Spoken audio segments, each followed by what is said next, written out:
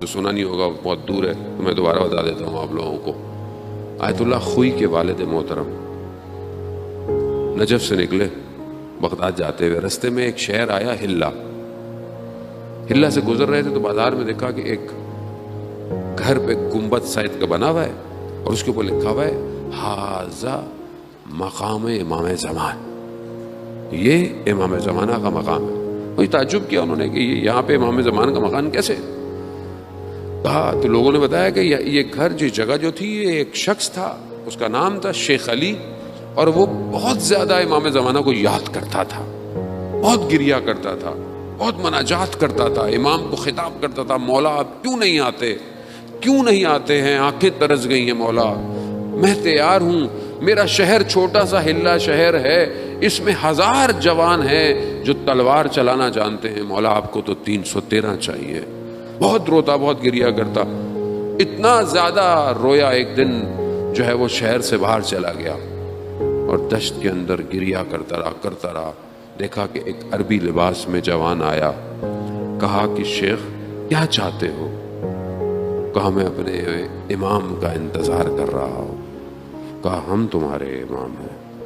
جب یہ سنا امام کے قدموں میں پڑ گیا، رونے لگا، گریا کرنے لگا، وہی ساری باتیں، مولا کیوں نہیں آتے، مولا آ جائے، مولا آپ کو 313 چاہیے، میرے شہر میں اچھے خاصے لوگ تیار ہیں، تلوار چلانا جانتے ہیں. امام فرماتے ہیں ہمیں 313 خالص چاہیے، خالص. کہا مولا ہمارے پاس بہت ہے. کہا اچھا ٹھیک ہے، جاؤ فلانا جو کسائی ہے تمہارے محلے میں اس کو 2 دمبوں کو اپنی چھت پہ جا کے باندھ دو، جمعرات کو سب کو بلا لو، میں جمعرات کو تشریف لاؤں گا. خوش چلا گیا، اس کا صاحب کے پاس چلا گیا، دیکھو امام نے ہمیں ڈیوٹی دی ہے تو 2 جانور لے کے چھت پہ باندھ دو پہلے سے اور آ جاؤ. سب آ گئے، دیکھا کہ نور آیا اور اس کی چھت پہ آ کر خاموش ہو گیا، سمجھ گئے کہ امام آ گئے.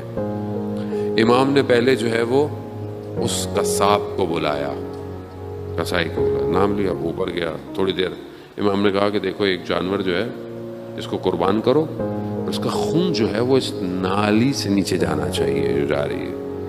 اس نے ویسے ہی کیا. اب یہ نیچے ویسے ان ہزاروں میں سے انہوں نے بہت سلیکٹ کر کے 40 لوگوں کو کیا تھا ہزاروں میں سے. اب جب انہوں نے دیکھا تو انہوں نے کہا کہ تھوڑی دیر امام نے اس سے گفتگو کی ہوگی اور یہ صحیح نہیں ہوگا. امام نے سے گردن کاٹ دی، خون آ گیا. تھوڑی دیر بعد امام نے شیخ علی کو بلایا، وہ اوپر گئے، اس نے جا کے دیکھا کہ قصاب تو بیٹھا ہوا ہے، ایک جانور بھی ہے. تو پھر مولا نے اسے کہا کہ دوسرا جانور بھی قربان کر کے خون بہا دو. اب جب دوسرا بھی خون نیچے گیا، یہ جو نیچے 40 کہتے تھے کہ ہم خالص ہیں، کہنے لگے کہ یہ دونوں شخص جو اوپر گئے تھے یہ تو ہم میں سب سے بہترین تھے، اگر ان کا عمل ایسا ہے تو پھر ہمارا تو عمل اچھا نہیں ہے. بھاگ گئے. پھر امام نے کہا شیخ علی سے جاؤ لوگوں کو بلاؤ. جیسے ہی اس نے دیکھا کہ کوئی بھی نہیں ہے، کوئی نہیں. امام نے کہا دیکھا ہم تمہیں کہتے تھے نا ہمیں خالص چاہیے، جسے یہ یقین ہو کہ اس کے عمل سے امام راضی نہیں ہے، وہ کیسے امام کا ساتھ دے گا؟ کیسے دے گا مجھے بتائیں. اور اگر وہ راضی تھے اپنے عمل سے تو پھر انہیں یہ خوف تھا کہ ہمیں امام کی راہ میں مار دیا جائے گا، تو بھی بھاگ گئے، تو بھی کوئی فائدہ نہیں ہے. خوب یہ آسان نہیں ہے، جتنا معاملہ بڑھتا چلا جائے گا امتحان سخت ہوتا جائے گا. خدا نے اپنے آخری نبی کو بھیجا، امتحان سخت ہو گیا، سخت ہو گیا. بلغ ما انزل الیک، رسول ابلاغ کر دو جو ہم نے تمہیں کہا ہے. سختی شروع ہو رہی ہے، یہ سختی ہے، یہ آسانی نہیں ہے. یہ آج ہم 1400 سال بعد بڑے خوش ہوتے ہیں، وہ کیا کیسے لوگ تھے، کیسے لوگ تھے، یہ دیکھا انہوں نے. اور بھول گئے. آج آپ کہہ رہے ہیں ادھر ہوتے نا. آسان نہیں ہے, بہت سخت ہے. ہمیں تو اتنی آسانیاں بتا کے ہمیں بتایا نہیں کہ سختی بھی کچھ ہوتی ہے.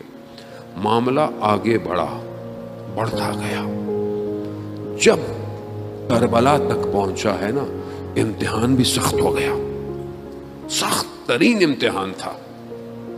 تبھی تو ہم پڑھتے ہیں, زیارتوں کے اندر پڑھتے ہیں کہ یہ جو مصیبت پڑی آپ کے اوپر, یہ عظیم مصیبت تھی.